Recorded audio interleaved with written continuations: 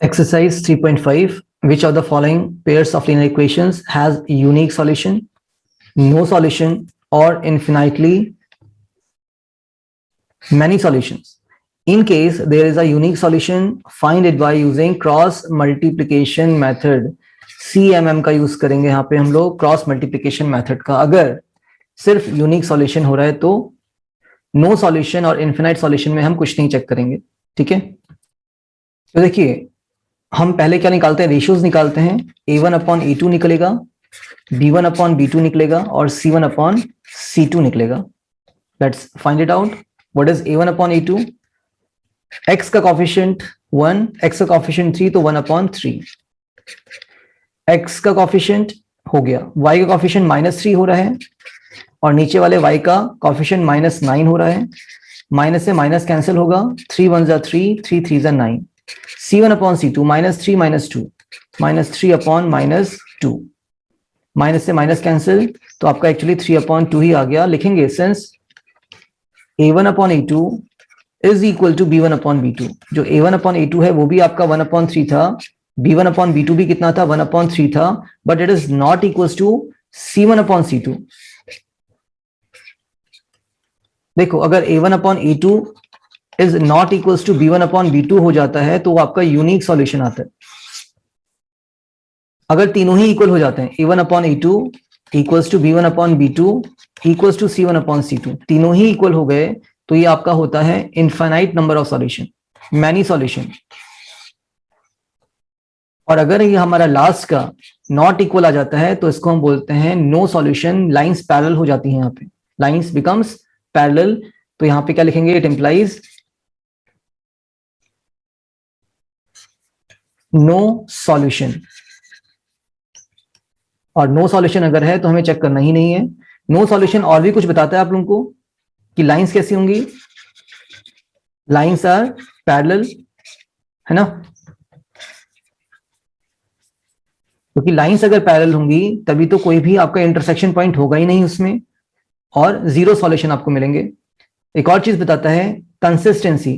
तो लाइंस कैसी होंगी आपकी, इनकंसिस्टेंट सिस्टम ऑफ सॉल्यूशन होने वाला है ये। क्यों? क्योंकि सॉल्यूशन तो मिल ही नहीं रहा है आपको। तो inconsistent, inconsistent system of equation, वो इक्वेशन जो हमें क्या ना दें, सॉल्यूशन ना दें, उसको हम बोलते हैं inconsistent system of equation. But हमें करना यहीं तक था, आपने 2 पॉइंट्स एक्स्ट्रा सीखे यहाँ पे। ठीक है, ये चीज आपको पता ही है।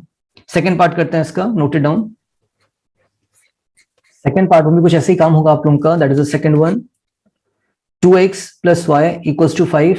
तो देखिए यहाँ पे जो a1 होने वाला है अपॉन a2 वो होता है x का कॉफिशिएंट, तो 2 अपॉन 3 है। मैं यहीं पे कर रहा हूं। b1 अपॉन b2 कितना होगा, that is the coefficient of y। तो पहली इक्वेशन का 1 है और दूसरी इक्वेशन में 2 आ रहा है। एंड c1 अपॉन c2, देखिए एक्चुअली c को कहाँ होना चाहिए था, लेफ्ट हैंड साइड, तो -5 होगा और -8 होगा, बट कोई फर्क पड़ना नहीं है उससे। बट हैबिट रखा करो, माइनस से माइनस कैंसिल होगा तो 5 अपॉन 8 आ गया। हमें c1 अपॉन c2 पे जाना भी नहीं था यहाँ पे, बट हम देख लिए, चेक कर लिए इसको। Now what we can say, क्या हमारे पास a1 upon a2, since a1 upon a2 और b1 अपॉन b2 इक्वल हो रहा है, ये आपका 2 अपॉन 3 है, ये आपका 1 अपॉन 2 है, तो नॉट इक्वल्स। तो हेंस कौन सा सॉल्यूशन होगा, यूनिक सॉल्यूशन, यूनिक सॉल्यूशन। और यूनिक सॉल्यूशन क्या बताता है, लाइंस कैसी होंगी, इंटरसेक्टिंग लाइंस होंगी, और सिस्टम कैसा होगा, कंसिस्टेंट होगा। उसको हमें लिखना नहीं है। अब यूनिक सॉल्यूशन आ ही गया है तो क्या बोला था, by cross multiplication you have to find the solution. So that was the equation. मैं यहीं पे लिख दे रहा हूं इसको, 2x plus y minus 5 equals to 0 and 3x plus 2y equals to -8 equals to 0।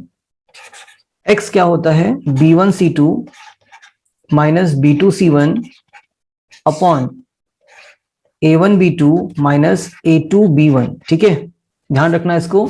अगर आपको नहीं ध्यान में रहता तो देखो ये आपका इंटू होता है, ये होता है हमारे पास b1 इंटू c2 और फिर ये होता है इंटू B2 इंटू C1, उसी का रेसिप्रोकल है एक्चुअली। रेसिप्रोकल तो क्या बोलोगे, जहां पे 1 है वहां पे 2 कर दो, और जहां पे 2 है वहां पे 1 कर दो, B और C। फिर होता है हमारे पास ये, दैट इज A1 B2 और what is that, A2 B1। ठीक है, लगाते हैं वैल्यूज। अब डायरेक्टली कर लें तो देखो B1 C2 इंटू करे कितना आएगा, ये आपके पास 1 था, 1 इंटू -8, तो -8 हो जाएगा। डायरेक्टली कर रहे हैं अब। ठीक है, माइनस साइन ऑलरेडी होता है, ये भी माइनस है, यहाँ पे प्लस है, प्लस माइनस माइनस होगा, फिर से माइनस करना है तो प्लस हो जाता है बच्चे। ध्यान रखना कि क्या बोल रहे हैं यहाँ पे। आपके पास देखो माइनस साइन तो है, फिर B2 कितना है, 1 है, लेकिन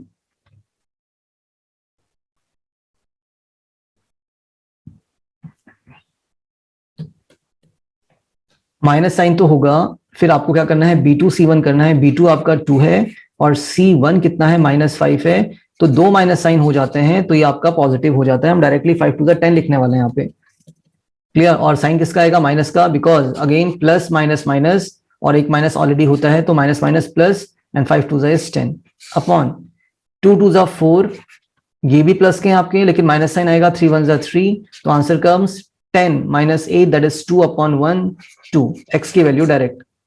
सिमिलरली आप y की वैल्यू निकालिए। y क्या होता है आपके पास, बताइए, दैट इज ये C1 into A2, C1 A2 minus, फिर आपका होता है ये, that is C2 A1, C2 A1, और नीचे कोई चेंज नहीं आता है, A1 B2 minus A2 B1। तो बताइए C1 कितना था, -5, A2 कितना है 3, तो -5 3 15, C2 कितना है -8 और फिर 2, -8 2 जा 16, माइनस का 16, फिर एक माइनस साइन ऑलरेडी होता है तो +16 हो जाएगा। अपॉन में तो 1 था ही आपका, कोई दिक्कत ही नहीं है, 4 - 3 आपका 1 था, तो यहाँ पे भी 1 ही आएगा। तो 1 upon 1 is 1 only, that is the value of x and y by cross multiplication method. कब हुआ ये, जब आपके पास यूनिक सॉल्यूशन था। आई होप क्लियर होगा इतना। तो हमने यहाँ पे अपना फर्स्ट पार्ट किया था, that was your first part up to here.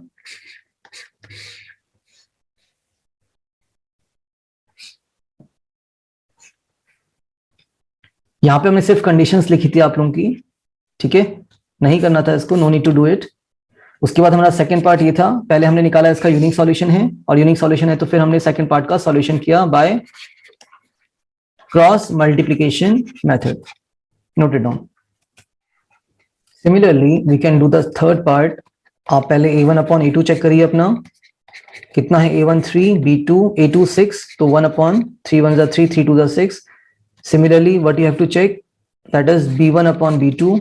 B1 आपके पास -5 दिख रहा है, और B2 कितना है बच्चे, -10, and what is C1 upon C2। इसको सॉल्व कर लेते हैं, माइनस से माइनस कैंसिल, तो 5 1 जा 5, 5 2 जा 10, तो इक्वल आ गया है। तो ठीक है, तो यहाँ पे हमें सॉल्व करना नहीं होगा इसको, C1 अपॉन C2 भी निकाल लेते हैं एक बार। तो देखो C1 कितना होगा, थोड़ा ध्यान से करिएगा इस चीज को, ये आपका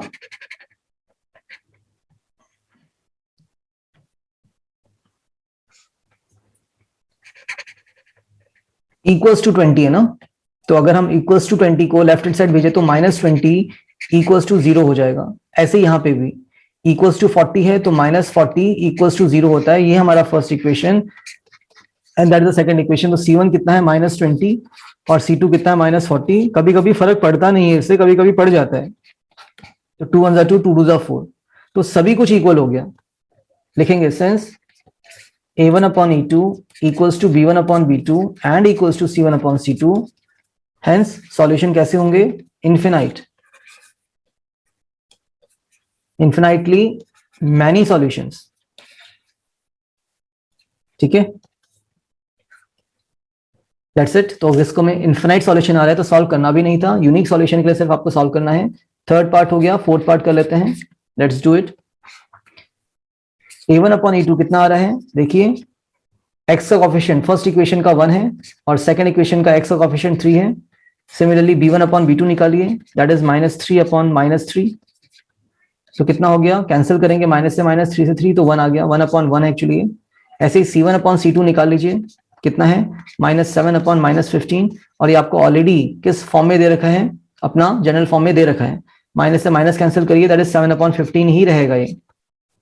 तो क्या लिखेंगे, since a1/e2 is not equal to b1/b2, देख लीजिए यहाँ पे आपका 1/3 और यहाँ पे आपका 1/1 आ रहा है, नॉट इक्वल्स है ना, तो हेंस कैसा सॉल्यूशन होगा, यूनिक सॉल्यूशन, यूनिक सॉल्यूशन। और अगर बोलता था यूनिक सॉल्यूशन है तो उसको फाइंड भी करिए, तो लेट्स फाइंड इट। तो जो फोर्थ पार्ट तो यूनिक सॉल्यूशन आ गया था आपका, उसके बाद मैं एक बार इक्वेशन लिख ले रहा हूं अपना, दैट इज यहां पे लिख लें, यहां पे लिख लेते हैं, चलिए x minus 3y minus 7 equals to 0 and second equation was 3x minus 3y minus 15 equals to 0. We are applying the cross multiplication method here. तो x क्या होता है, this multiply by that is b2 b1 c2 minus 3 multiply by minus 15 minus sign, फिर होता है आपके पास ये, that is b2 multiply by c1 minus 3 multiply by minus 7, और जहां पे आपको दो माइनस साइन दिख रहे हैं तो प्लस हो जाएंगे, माइनस माइनस प्लस, 15 3 जा 45, तीन माइनस साइन है, माइनस माइनस माइनस, तो ये आपका माइनस ही रहेगा, दो माइनस साइन कैंसिल, एक माइनस साइन बचेगा, 7 3 जा 21 है ना, अपॉन तो हमने किया ही नहीं, अपॉन में भी तो आता है बच्चे कुछ, अपॉन में क्या आता है यहाँ पे बताइए, अपॉन में ही आता है बच्चे, that is a1 b2, a1 का कॉफिशिएंट 1 है, b2 का कॉफिशिएंट आपके पास -3 है, माइनस साइन, फिर आता है a2 b1 that is 3 multiply by -3, so it comes out to be minus minus plus 45 minus minus plus and plus minus minus 7 3 is 21 upon -3 and minus minus plus 3 3 is 9, so 5 minus 1 is 4 and 4 minus 2 is 2, 24 upon 3 minus 9 है ना, 9 minus 3 actually, तो ये 6 हो गया, and 6 4 is 24, तो x की value कितनी आ गई आपके पास, 4 आ जाएगी बच्चे, ठीक है, कैंसिल करेंगे, 6 1 एंड 6 4 is 24, तो x की वैल्यू तो 4 आ गई। यहाँ पे मैं y निकाल दे रहा हूं अपना, y क्या होता है,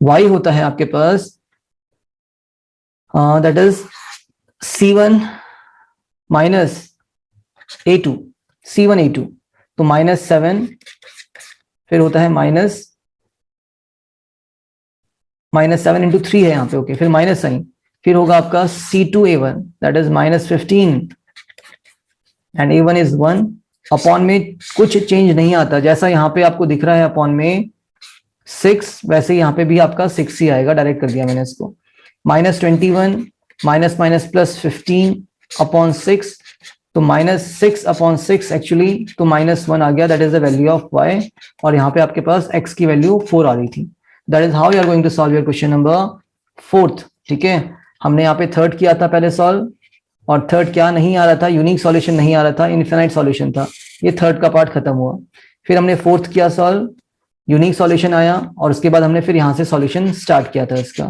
पहले पार्ट ये है, उसके बाद नेक्स्ट पार्ट आपका यहाँ पे था कहीं पे, ठीक है, नोटेड डाउन।